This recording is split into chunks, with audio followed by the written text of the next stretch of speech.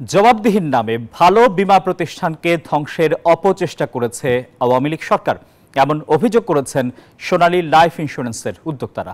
সকালে রাজধানীর সোনারগাঁও হোটেলে সোনালী লাইফ ইন্স্যুরেন্স আয়োজিত লিডার্স ক্লাব অ্যাওয়ার্ড অনুষ্ঠানে এসব অভিযোগ করা হয়।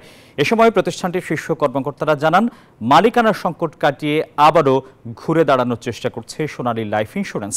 এদিন প্রতিষ্ঠানটির কর্মীদের উৎসাহিত করতে সেরা কর্মীদের লিডার্স ক্লাব অ্যাওয়ার্ড দেওয়া হয়। মূলকভাবে এবং স্বর্ণের আগুনে পুরোই আপনার পূর্বের যে সরকার এখানে ছিলেন তাদের যে সচিবদের প্রায় সবাই দুই একজন একটু সরে টরে গেছে, কিন্তু বাকি সবাই কিন্তু তারাই দেশ এখন চালাচ্ছে।